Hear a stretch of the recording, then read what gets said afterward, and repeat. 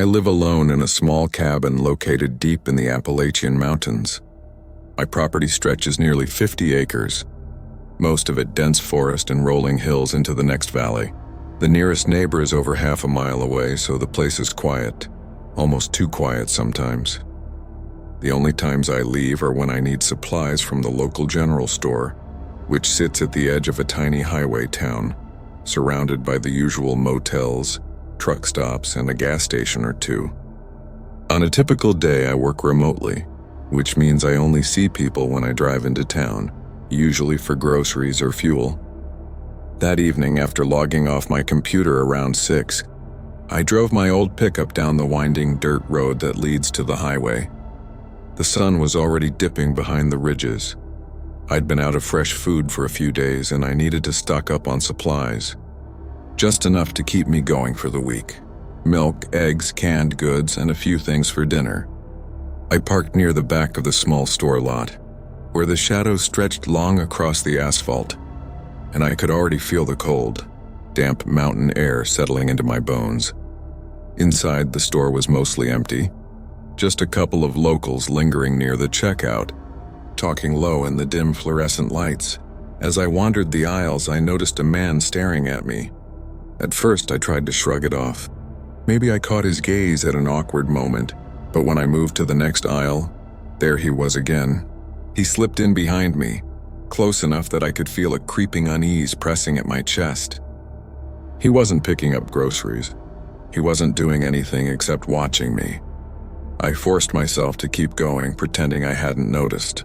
I said a quick, uneasy hi when he was just a few feet to my side and he didn't answer. Creepy, yes, but nothing more. I grabbed the last of my items and headed to the checkout. I moved quickly, wanting to escape the man's unblinking stare. When I stepped back outside into the cooling evening, the lot felt wrong. I parked at the edge as usual near the shadows of the surrounding pines. My truck's headlights caught something. Him, standing silently between a couple of vehicles, not holding groceries, not moving, just watching me. My heart thumped so hard I could feel it in my throat. The hell was this guy doing? I shook it off and started the engine. The roads back to my cabin were dirt, twisting through the foothills lined by thick, shadowed forests. I drove through the last bend and crested the ridge leading to my cabin. That time the sun was gone, I pulled up to the cabin and unloaded the first few bags. That's when I saw the shape of a truck parked just off the side of my dirt driveway, deep in the trees. Its lights were off. There was no way it had been there when I arrived. My heart sank. 40 acres of mostly wooded property meant that vehicle could be anywhere, and it clearly was. Whoever it was, they had no intention of leaving anytime soon. I tried to convince myself it was someone just looking for a quiet place to sleep. Still, something about the stillness of the truck set my nerves on edge. I went inside, closing the cabin door slowly, and drew the curtains to keep an eye on the vehicle. Over the next hour, I tried to focus on a show, tried to calm my heartbeat. Eventually, I convinced myself the driver would move on. I went upstairs to bed, exhaustion finally winning over tension. I must have fallen asleep quickly, but hours later, probably around 2 or 3 in the morning, I woke with a pressing need to use the restroom. The cabin was silent. I padded across the floorboards, careful not to make a sound, and paused at the hallway, noticing a faint creak from downstairs. But then I heard it again, soft, deliberate, a floorboard groaning under the weight of something or someone. My stomach dropped. I squinted down the stairs and saw movement. Just at the edge of my vision, a dark shape slipping through the living room. My pulse spiked and I froze, realizing this was no trick of the mind. I backed quietly into my bedroom and grabbed my phone. Called 911, my voice barely above a whisper as I described the intruder. Then from downstairs, the floorboards groaned again, slow and heavy, moving across the cabin. I could hear it enter the living room. My heart raced, pounding in my ears. Suddenly, headlights through the dark outside flashing across the windows. I could hear the intruder scrambling, moving back toward the truck parked deep in the woods. When the officers approached, I caught a glimpse of him, recognizable from the store earlier that evening. The creepy gaze, the unshakable presence, it was him. Oh my God. He claimed he was there to rob me, but it didn't feel that simple. There was no bag. His intent felt personal, like he'd been watching, planning. I realized he'd probably been on my property for hours, lurking. The thought of what could have happened if I hadn't called in chills me to this day. The police took him into custody and I sat on the cabin floor. That night, the weight of isolation, the feeling of being watched, it all stayed with me. I've learned to check the perimeter carefully. That man, that silent, cold-eyed presence, proved that even in the quietest, most remote places, fear can find you. People rent cabins in the Smokies all the time. It's a thing. Little wooden boxes tucked into hollows and on ridgelines. Hot tubs steam into cold air, and couples drive up for weekend quiet. The listings read like postcards and the views sell themselves. I picked a place off a narrow gravel lane that would let me disappear for a night. Just a single person and a cheap plan to sleep off a long day of driving. I wanted nothing more than the heat of a shower and a bed. The cabins around Gatlinburg looked cozy and harmless online. I pulled into the driveway with the sky bruising purple and gray overhead. The host had emailed the lock code an hour earlier, and the place was described as secluded and private, and a perfect mountain escape. The kind of language made to sell you isolation. I remember laughing out loud when I read that perfect mountain escape, like the kind of packaging they hand out in tourist racks. I didn't care. I wanted the isolation. I wanted to forget work and people for a while. Inside, the place was almost exactly like the pictures. Pine floors, a living room with oversized windows overlooking the ridgeline, a wood stove in the corner, a small kitchen with stale sweet dish soap that promised someone had once cared. I took my bag in, set it down on the bedroom floor, microwaved something I'd grabbed at a gas station, and ate in the living room while the dark pooled past the glass. It was late and I felt every inch of driving in my shoulders. The kind of tired that goes to bone. 10 minutes after I'd settled, there was a knock on the front door. The sound of someone hitting a solid door in the middle of nowhere is like a slap when the world has gone soft. It's wrong. The knock came again. 3 times, not polite, not casual. The kind of hitting that announces a demand. I sat frozen, fork halfway to my mouth, listening to my own heartbeat and the soft hiss of the microwave cooling down. No cars rolled up on the gravel. No footsteps scuffed across the porch. I went cold in a way that wasn't only the late mountain air. Hello? I called a man's voice from the other side, close, practiced.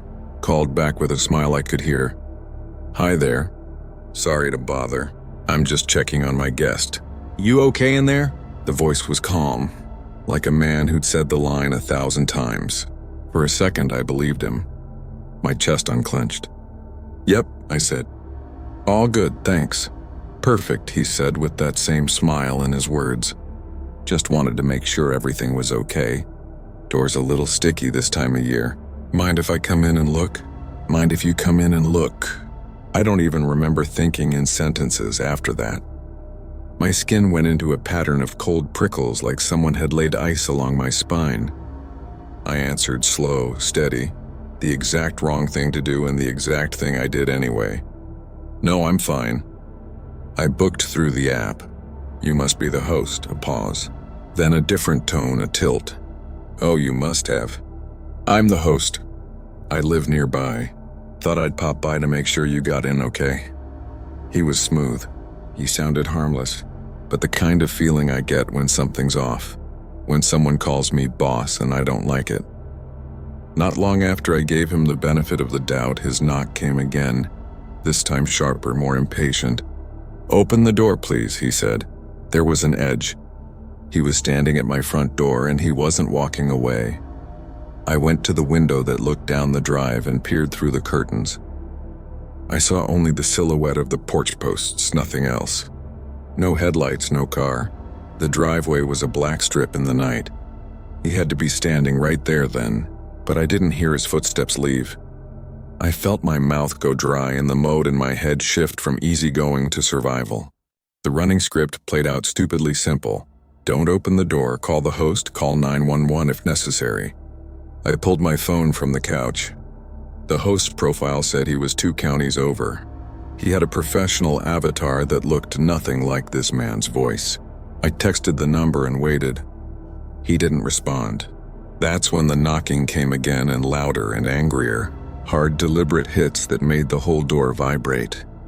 I swallowed, throat raw. "If you don't go away, I'm calling the police," I called, and I didn't mean it to come out like that, but it did.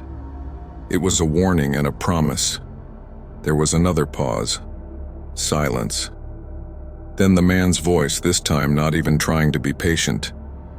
"Open the door," he said. "I just need to ask you one more thing." I told myself not to open. I told myself to stay loud and steady and call. I dialed 911. My fingers shook, but I didn't drop the phone.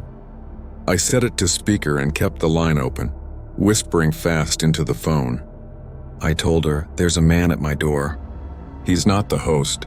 He said he was. He's banging. He won't go away." I barely breathed. The operator told me officers were on the way. While I waited, the man moved to the window. I saw his eyes through the glass, watching me with an intent that could only be described as hungry. He pressed his face near the pane, peering into the living room as if to count the forks on the table. He started talking again, softer. "Listen, I don't want trouble. Just open up. We can talk. I can help you with... I can check everything. I promise." He sounded like a man who'd practiced reassurance until it snapped the wrong way. "Come on, don't be like that. Who are you?" I managed. "Just the owner, darling," he said.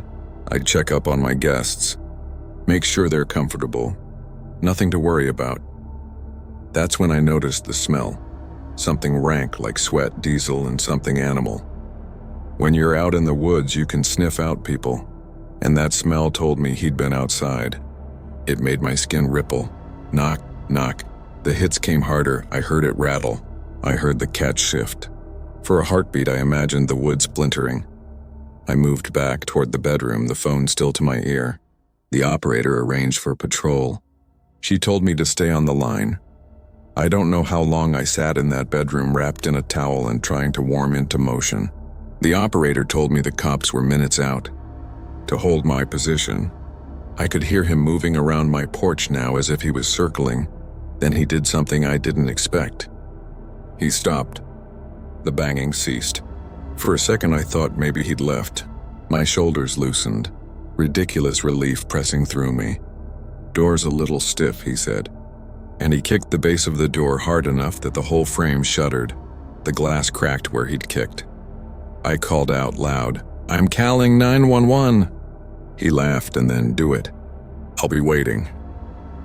The man knocked once more. 3 quick strikes, and then he moved back into the darkness. He left the immediate porch but stayed on the property. He had no car lights on. He just slipped into the black like someone who'd been at the property before and knew the paths. Then I moved to the window and watched 2 cruisers ease up the lane and stop at the curve near the road. The officers stepped out and called across the property. They came up to the porch and were talking to me, telling me to stay put. One officer swung his beam around. "We got a footprint here," he said. "Fresh." Someone bypassed. They searched the perimeter. They said later they saw tracks that led toward the lower creek and then petered out, as if whoever had been there had melted back into the night. The description of the man matched the voice I'd heard. They asked me to go down to the station to make a report. They asked for contact information for the host listing. I gave them everything. They promised to try to find him. They promised frightening little things. They'd patrol the road more. After the officers left, I tried to tell myself it was over. I told myself he'd lost interest. But he had tried the knob. He left without anything but the impression that he might come back.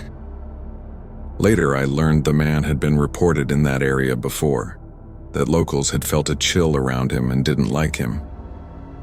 The police found footprints and a cigarette butt off the lane, and a piece of torn fabric stuck on a bramble. But the man who had come to the door, The one with the practiced voice and the too close eyes was never caught that night. He melted back into the woods. The whole experience left a taste at the back of my mouth that nothing could wash away. Not the brightness of day, not the safety of other people, not the rational promises of police reports. The man hadn't taken anything from me but the peace of the place. If you ever rent a cabin and a stranger shows up at the door, don't let charm or a practiced voice push you into a decision. Call the host. Call the police and keep the door locked. I was 18 and spring break had finally come. My mom had planned this little getaway for the three of us. Me, her, and my younger brother, who was 7 at the time. We were supposed to stay in a cabin away somewhere in the Appalachians, far enough from any major town that had promised isolation and quiet. My mom had found it online, an Airbnb listing that looked cozy and relatively cheap, which was probably why she picked it without much hesitation. I'd never been to the Appalachians like this. Growing up, I was used to city life, endless streets of houses. The drive from home was long, over 10 hours in total. I drove the first leg, my mom taking over when the fatigue hit me. The cabin sat on a small clearing surrounded on all sides by dense pines and oaks. The cabin itself was small, maybe just 2 bedrooms, a tiny living area, and a kitchen that seemed more functional than stylish. We unloaded our bags, and I decided to step out onto the porch for a moment, just to breathe in the sharp mountain air. The forest stretched endlessly in every direction, and somewhere far off the gurgle of a stream. Nothing else. Just the three of us, the cabin, and the mountains. After getting settled, my mom suggested we eat dinner, some sandwiches I'd picked up at a drive-thru a few miles down the road.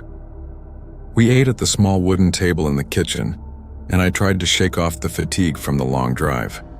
My mom went to bed first, insisting I stay up a bit longer since I had napped during the drive. My little brother went to his room shortly after. I stayed in the living room, scrolling through my phone, feeling the silence of the cabin pressing in.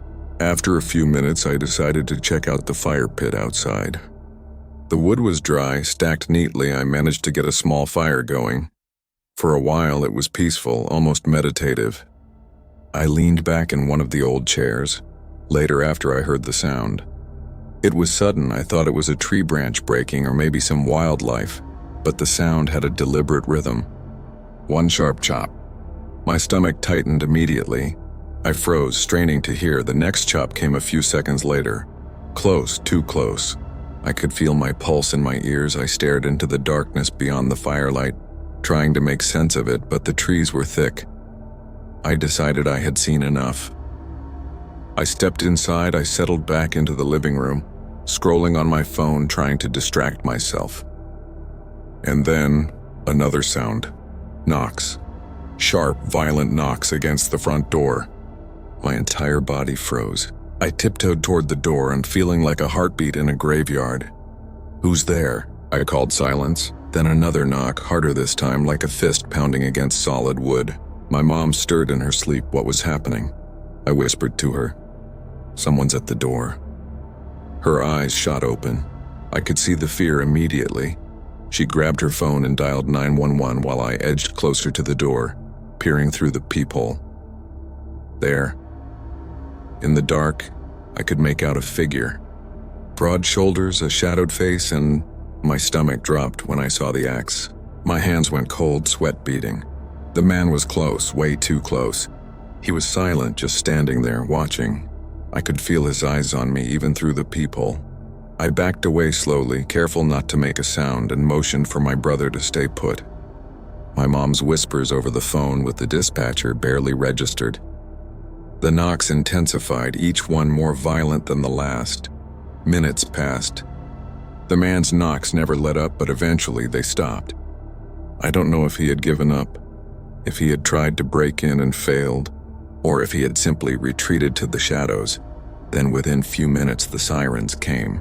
When the first officer arrived, though I didn't relax completely, the man had vanished. Gone just like that, and after that we never knew what happened. Whether the police searched the area or followed up, we never found out. There were no updates. We didn't stay another night. My mom and I packed what we could. We drove away as quickly as possible. I never thought a simple weekend in the woods could twist into a nightmare so sharp, so brutal. It still digs into my chest when I close my eyes. Georgia's forests are deep, wild, and unforgiving. And that weekend proved exactly why. I was staying with my brother Johnny at a cabin tucked deep into a hollow somewhere near the Chattahoochee National Forest. You wouldn't stumble onto it unless you'd been there before, or unless the woods themselves decided to spit you out somewhere along the trail. Johnny and I were used to roughing it. Long hikes, sleeping under the stars, sitting around a campfire. That first day, after the 6-hour drive winding through thin, twisting roads, we decided to take it easy. After settling in around 5:30, Johnny decided to stretch his legs before sunset. No backpack, no flashlight, just a short walk, he said. I waved him off, yawning, sinking into the couch near the fireplace. Exhaustion from the drive made my eyes heavy. The forest started to darken, slow and deliberate. The fire was the only thing keeping the shadows from pressing all the way through the windows. And that's when I realized Johnny hadn't come back. Panic hit me in a rush. I grabbed my headlamp, my day pack, and a flashlight. The thought of bears gnawing through the underbrush made my stomach twist, but something deeper, darker started gnawing at me. The trail was narrow, twisting between moss-covered oaks and pines. Fog started rolling in low. 10 minutes in, I saw Johnny moving fast but controlled, like a deer slipping past a predator. His face was pale, eyes wide, and he didn't even look at me first. He just kept moving. "Johnny, what the hell?" I shouted. "Go back. Get to the cabin," he gasped. We started moving together, fast walking. Only when we slammed the cabin door behind us did Johnny spill it. Some guy, moving almost like he was stalking him along the trail. He didn't run, didn't call out, he just followed, Johnny said. I tried to shrug it off. Maybe he lives nearby, but we both knew that wasn't it. The woods were too deep, dinner was quiet. We sat near the fire, trying to act normal. We went to bed early, but sleep was impossible. The next morning, we hiked up a mountain trail for 6 hours. The forest was beautiful, oppressive, and infinite. By the time we stumbled back to the cabin, Johnny tossed his bag down and headed for the shower. I lay on the couch, exhausted, but the memory of last night clawed at me. Something about the woods, about the way that guy had been out there. It didn't sit right. I walked down the hall. "Johnny?" No response. The water pump hadn't even started. I paused, heart hammering. Slowly, I opened the bathroom door. Johnny was there, kneeling in the corner, shaking his head. Eyes wide, pure terror. Behind him, the intruder stood. Long black hair, clothes torn and smeared with dirt, eyes empty, feral. He held a gun low at his side, watching me. Instinct overtook thought. I charged. My whole body screamed to stop him. He raised the gun, but I slammed into him before he could fire. The gun dropped on the floor. Johnny was there in an instant, grabbing at the man, trying to wrestle him down. The fight was pure chaos. The man screamed. Johnny pinned him, muscles straining, while I grabbed whatever I could, rope, cords, anything, to tie him down. He thrashed hours, or maybe minutes, it felt like both, passed in a blur of violent struggle. When we finally had him more or less restrained, I grabbed the keys, shoved our packs into the car, and we drove out there. But we didn't stop. Not for a second, I swear. We called the authorities once we were on the main road. By the time they arrived at the cabin, he was gone. Rope frayed, cords broken, nothing left behind. Weeks later, we learned the gun he carried belonged to a man missing for 5 years, 50 miles away. But the description didn't match. Whoever he was, they'd stolen the life and possessions of someone else. Whoever it was, they were still out there. Somewhere in those woods, Johnny and I never returned. We don't hike or rent cabin there anymore.